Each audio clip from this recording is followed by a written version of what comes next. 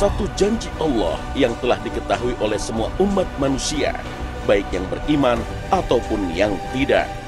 Janji itu telah tersimpan kokoh dalam kitab suci Al-Quran dan telah disabdakan oleh Nabi Muhammad SAW, yaitu janji Allah tentang satu hari di mana bumi akan hancur dan langit akan runtuh. Hari dimulainya fase kehidupan baru. Bumi tak lagi bertanah, namun berganti dengan unsur benda sejenis perak, sebagaimana firman Allah. Pada hari bumi diganti dengan bumi dan langit yang lain. Al-Quran Surah Ibrahim ayat 48. At-Tabari dalam tafsirnya menukil riwayat dari Ali bin Abi Thalib. Beliau menafsirkan ayat ini bahwa bumi menjadi seperti perak dan surga seperti emas. Dan semua cerita dan kisah di dunia, seperti bahagia, sedih, kaya, miskin, kuat, ataupun lemah, akan berakhir ketika trompet pertama telah ditiup. Itulah hari kiamat.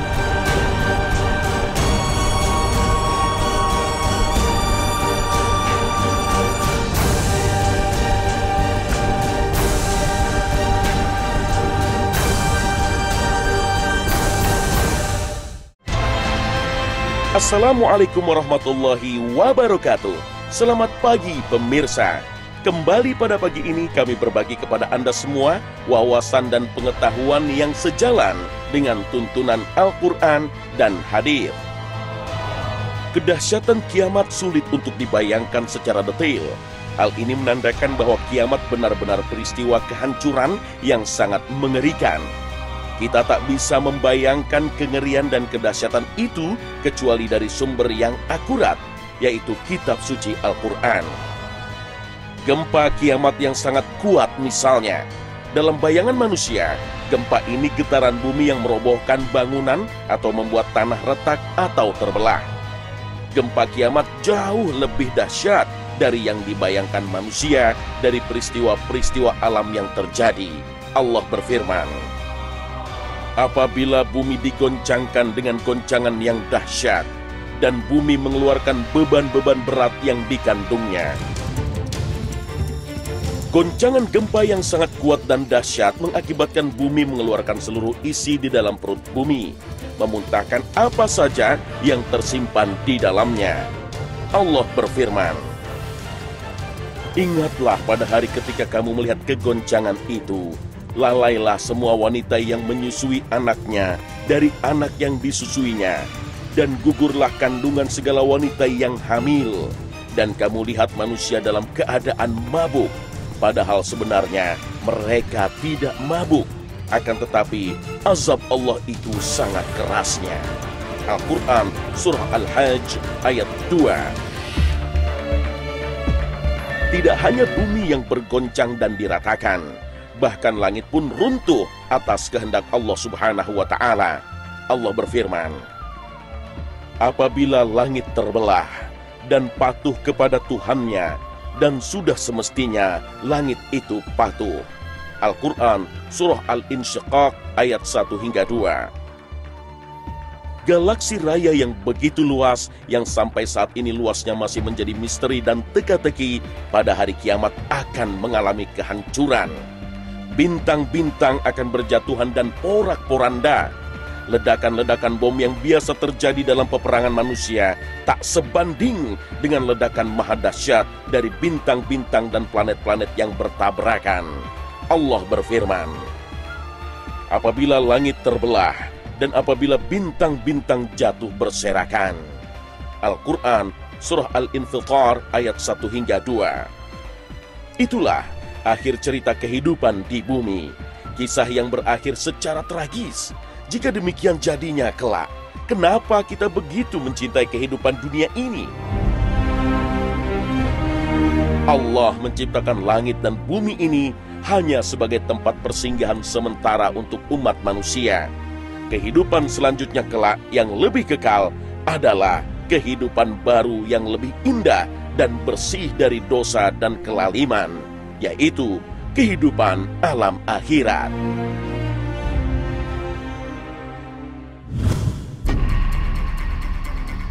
Peristiwa maha dahsyat hari kiamat yang terlalu mengerikan jika dibayangkan ini pasti terjadi.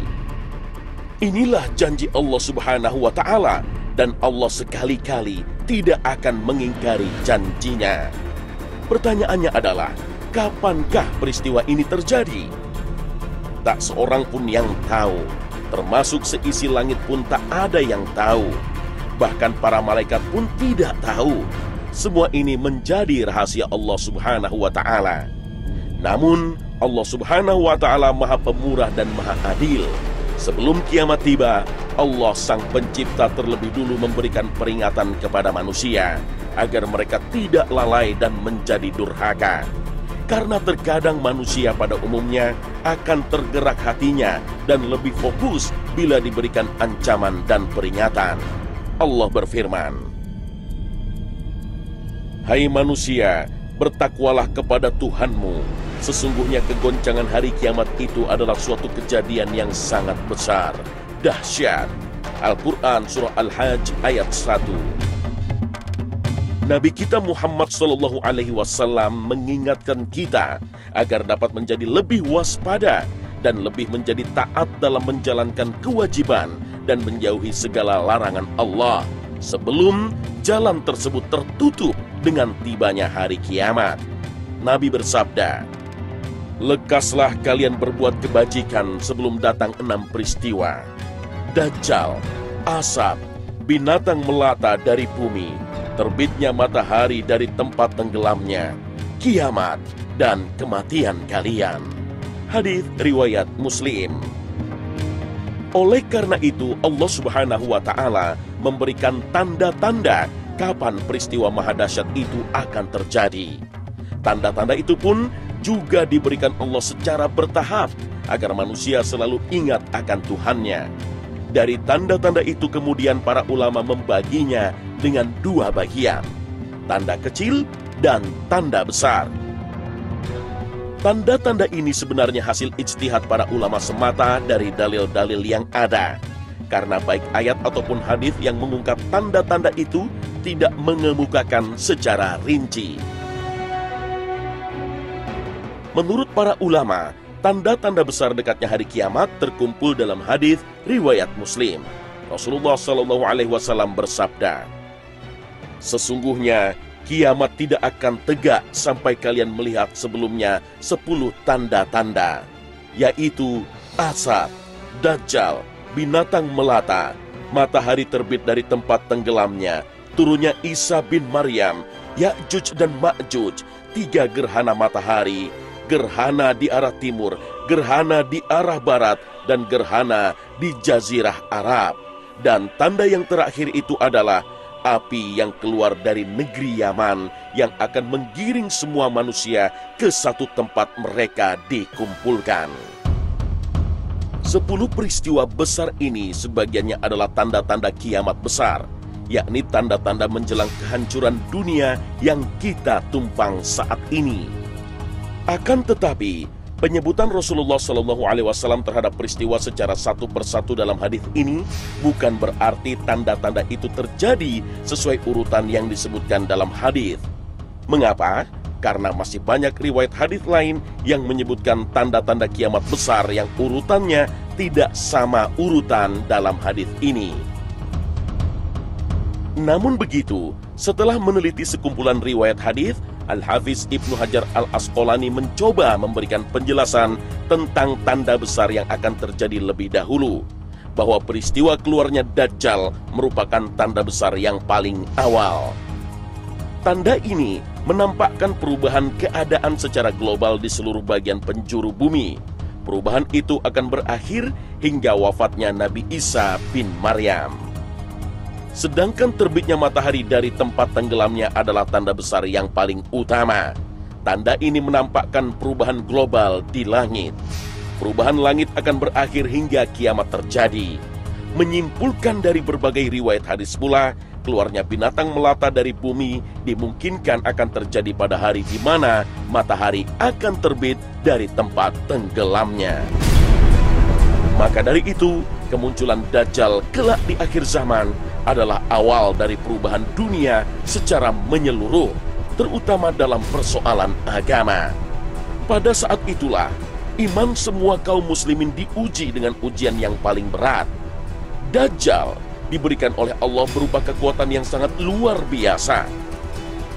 Bukan seperti bayangan kita akan kekuatan besar Superman atau seperti kesaktian Aang Avatar. Namun kekuatan Dajjal jauh melebihi semua angan-angan dan bayangan manusia. Kehebatan Dajjal disebutkan dalam beberapa riwayat hadis yang sahih membawa surga dan neraka. Namun hakikat surganya adalah neraka dan hakikat nerakanya adalah surga. Dajjal memiliki sungai dan gunung makanan, berkuasa memerintahkan langit untuk hujan, mampu memerintahkan bumi agar menumbuhkan tumbuhan. Dajjal memiliki kecepatan bergerak seperti angin kencang, sehingga dengan kekuatan inilah dia mampu mendatangi setiap negeri untuk dia perdayai, selain negeri Makkah dan Madinah. Bahkan dalam satu riwayat disebutkan, dia bisa menghidupkan orang yang telah dia bunuh. Sungguh kehebatan yang diberikan Allah dan sangat menarik hati manusia. Tentu menimbulkan kekaguman luar biasa. Bagaimana mungkin orang tidak terpengaruh? Melihat produk yang bagus saja manusia ada yang rela menggadaikan agamanya hanya untuk mendapatkan produk itu. Bisa kita bayangkan, orang-orang semacam itu tentu akan dengan mudah terpengaruh saat bertemu dengan Dajjal. Boleh jadi akan menjadi pengikutnya, bahkan penyembahnya. Karena itulah, para nabi sebelum Nabi kita Muhammad SAW selalu menasihati umatnya akan kedahsyatan tipu daya Dajjal. Dalam riwayat Ahmad dari Anas bin Malik, Nabi bersabda, "Tidak ada seorang nabi yang telah diutus sebelumku kecuali mereka telah memperingati kaumnya dari Dajjal yang pendusta. Maka hati-hatilah kalian." Hadis riwayat Ahmad. Namun huru-hara yang ditimbulkan Dajjal tak terjadi terus-menerus. Turunnya Isa bin Maryam akan menghentikan kedustaan Dajjal, bak api yang tersiram hujan. Apakah jika itu sudah terjadi datang hari kiamat? Masih ada satu tanda lagi, yaitu terbitnya matahari dari tempat tenggelamnya.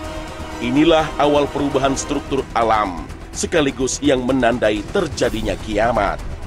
Jika itu terjadi, maka selangkah lagi akan menuju kiamat. Ketika itu taubat manusia tidak akan berguna. Seorang kafir yang hendak memeluk Islam pun tak akan diterima keislamannya. Nabi SAW bersabda, "Dan sampai akhirnya matahari terbit dari tempat tenggelamnya. Ketika telah terbit, manusia pun melihatnya. Mereka semua beriman.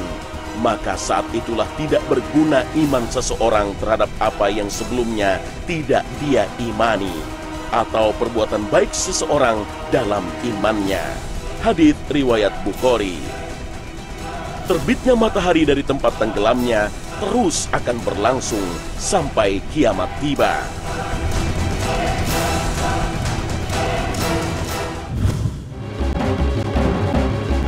Jika semua tanda-tanda besar kiamat telah terjadi, maka akan muncul satu tanda terakhir, yaitu keluarnya api dari arah negeri Yaman.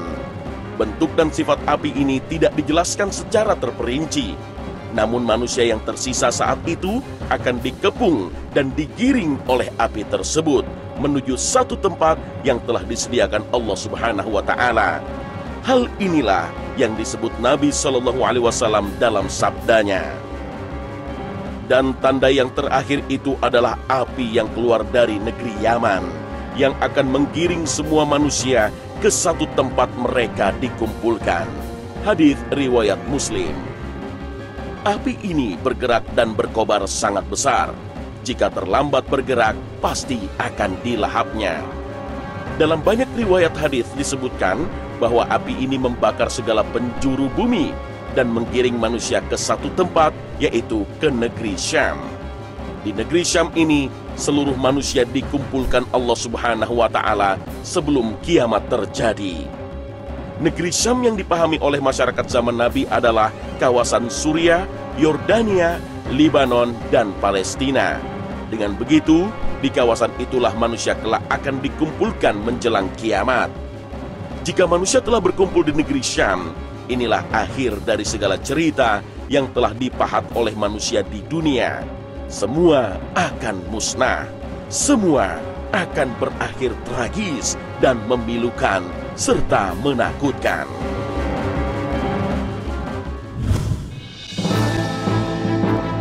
Semua yang berkumpul di Syam setelah digiring dari arah negeri Yaman adalah manusia terakhir yang hidup di muka bumi. Tak satu pun dari mereka yang beriman kepada Allah Subhanahu wa Ta'ala. Inilah yang dicatat oleh hadis Rasulullah SAW bahwa kiamat tak akan berdiri selama masih ada yang menyebut nama Allah, dan orang-orang yang menyaksikan kiamat adalah seburuk-buruknya makhluk. Jika sisa manusia yang hidup di muka bumi ini telah terkumpul di wilayah Syam, maka saatnya tiba. Malaikat meniup sangkakala.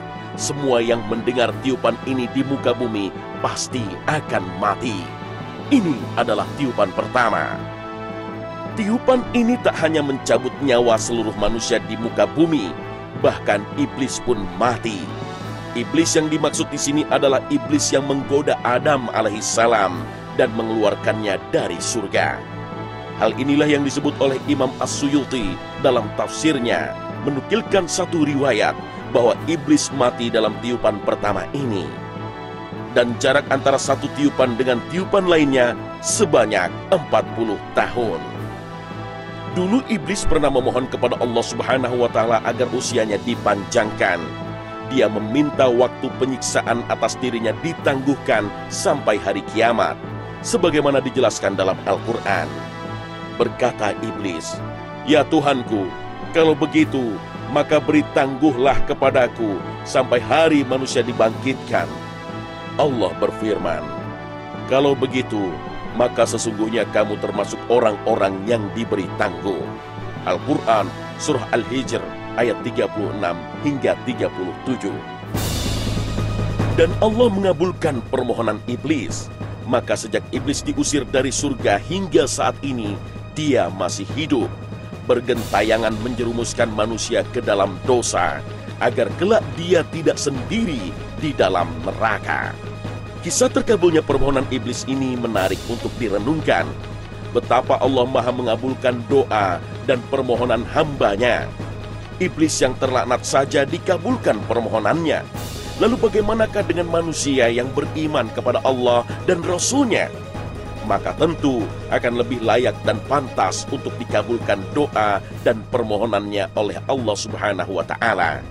Oleh karena itu, siapapun kita, betapapun bergelimang dosa dan kesalahan, hendaknya tak malu dan sungkan untuk menengadahkan tangan, memohon ampunan dan kebahagiaan kepada Allah. Sesungguhnya Allah adalah Rabb yang Maha mengasihi dan memberi. Israfil, sang malaikat peniup sangkakala kehancuran, semenjak Allah menugaskannya untuk meniup, dia telah siap siaga sampai hari ini dan sampai tiba waktunya nanti. Terompet tersebut adalah terompet berbentuk seperti tanduk yang besar. Kini telah berada dalam posisi siap siaga untuk ditiupkan.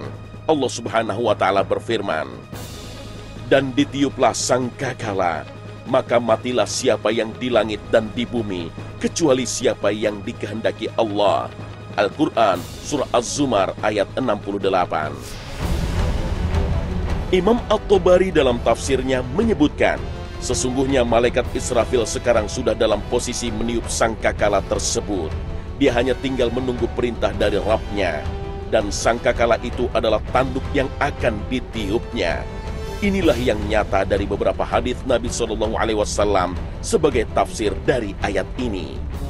Para ulama tafsir juga menyebutkan, di antaranya Imam Ibnu Katsir, bahwa tiupan dalam ayat ini maksudnya adalah tiupan yang kedua, yaitu tiupan yang akan membuat semua makhluk, baik di bumi ataupun di langit, menjadi mati, kecuali beberapa makhluk, dan itu dengan izin Allah. Makhluk yang tersisa belum mati dengan tiupan kedua ini akan dicabut nyawanya oleh malaikat pencabut nyawa yang bernama Israel, sampai akhirnya kelak malaikat pencabut nyawa mencabut nyawanya sendiri, sehingga tak satu pun dan tak siapapun yang hidup saat itu. semua mati dan binasa. Hanya Allah yang maha hidup, yang maha mengatur segalanya. Tetap hidup, dialah zat yang menciptakan hidup. Hidup yang dia berikan kepada makhluk hanyalah hidup yang bersifat sementara dan tak sempurna. Sedangkan hidupnya Allah adalah hidup yang sempurna. Hidup yang tak akan pernah berujung dengan mati. Dan hidup yang tak pernah dihinggapi oleh lelah dan kantuk. Satu langkah menuju kiamat, satu langkah menuju akhir cerita dunia, satu langkah menyaksikan kebinasaan jagat raya, ternyata hanya dengan satu tiupan sangkakala. Dalam tiupan ini, manusia berterbangan, terombang-ambing, dan gunung-gunung terangkat dan diterbangkan bagaikan benda yang tak memiliki bobot dan berat. Sebagaimana Allah berfirman, Al-Qari'ah, Mal-Qari'ah, wa ma adraka mal-Qari'ah. يوم يكون الناس كالفراش المبثوث وتكون الجبال كالعهن المنفوش. Setelah semua kegoncangan itu usai, kemudian Allah Subhanahu wa Ta'ala menghidupkan malaikat Israfil kembali. Rupanya, dialah makhluk pertama yang dihidupkan oleh Allah setelah peniupan sangkakala kedua yang meluluh lantakkan seisi bumi dan langit. Allah kemudian memerintahkan Israfil untuk yang ketiga kalinya agar kembali meniup sangkakalanya. Seketika dengan tiupan tersebut, semua yang pernah hidup dari sejak zaman Adam alaihissalam sampai makhluk terakhir yang mati, tiba-tiba bangkit berdiri dari kematian mereka. Inilah makna firman Allah. Kemudian ditiup sangkakala itu sekali lagi, maka tiba-tiba mereka berdiri menunggu putusannya masing-masing. Al-Quran, Surah Az-Zumar, ayat 68. Disinilah kemudian hari berbangkit itu dimulai.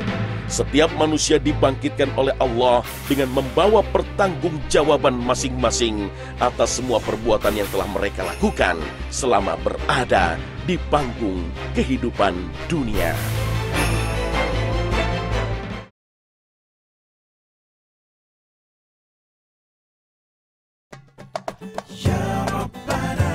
Pemirsa Khazanah, demikianlah detik-detik akhir menjelang kiamat tiba.